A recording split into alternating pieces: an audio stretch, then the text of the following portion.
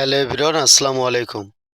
অনলাইনে ছবি বা ভিডিও সংরক্ষণের সুযোগ থাকলেও আমরা নিয়মিতভাবে কিন্তু গুগল ফটোসটাই ব্যবহার করে থাকি।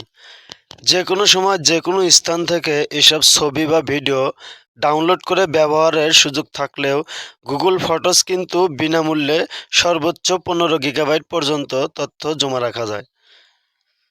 আর এ কারণে ধারণ ক্ষমতা কমে গেলে পুরানো অপ্রয়োজনীয় ছবি বা ভিডিও মুছে ফেলার প্রয়োজন পড়ে গুগল থেকে, এবং এর জন্য গুগল ফটোজে জায়গা খালি করতে হয়।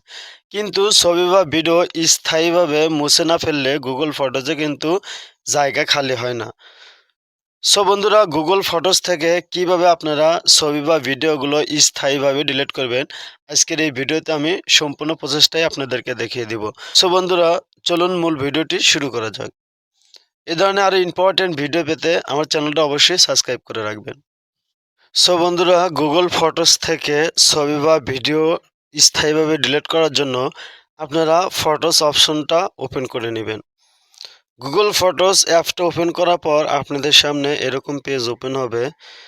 গুগল ফটোসের গ্যালারিটা ওপেন হলে এখান থেকে আপনি যে ছবি বা ভিডিও ডিলিট করতে চাচ্ছেন স্থায়ীভাবে, সেই ছবিগুলো আপনারা সিলেক্ট করে নেবেন। আপনারা প্রথমে এই ছবির উপর একটু ট্যাপ করে ধরে রাখবেন, তারপর এরকম নীল টিক চিহ্ন আসবে। তারপর আপনি যে যতগুলো ছবি ডিলিট করতে চান বা ভিডিও ডিলিট করতে চান সেগুলো এইভাবে ক্লিক করে করে সিলেক্ট করে নেবেন। তো বন্ধুরা, সিলেক্ট করা কমপ্লিট হলে আপনারা নিচে থেকে এখানে দেখেন ডিলিট একটা অপশন আছে, আপনারা এই ডিলিটের উপর একটা ক্লিক করবেন। তারপর এখানে দেখেন মুভ টু বিন, আপনারা এটার উপর একটা ক্লিক করবেন। এটা ক্লিক করার পর বন্ধুরা, আমাদের ছবিগুলো কিন্তু ডিলিট হয়ে গেল। কিন্তু এখন যে ছবিগুলো আমরা ডিলিট করলাম এই ছবিগুলো কিন্তু গুগল ফটোস থেকে 60 দিন পর স্থায়ীভাবে ডিলিট হয়ে যাবে। সো বন্ধুরা, আমরা যদি সাথে সাথে ডিলিট করতে চাই তাহলে নিচে দেখেন লাইব্রেরি নামে একটা অপশন আছে, আপনারা এটার উপর একটা ক্লিক করবেন।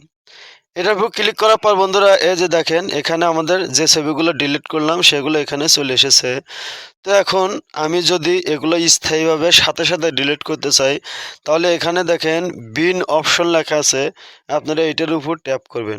এটার উপর ট্যাপ করলে আমি যে ফটোগুলো একটু আগে ডিলিট করেছি সবগুলো এখানে শো করবে। এগুলো যদি এখান থেকে স্থায়ীভাবে ডিলিট না করি তাহলে 60 দিন পর অটোমেটিকভাবে স্থায়ীভাবে ডিলিট হয়ে যাবে।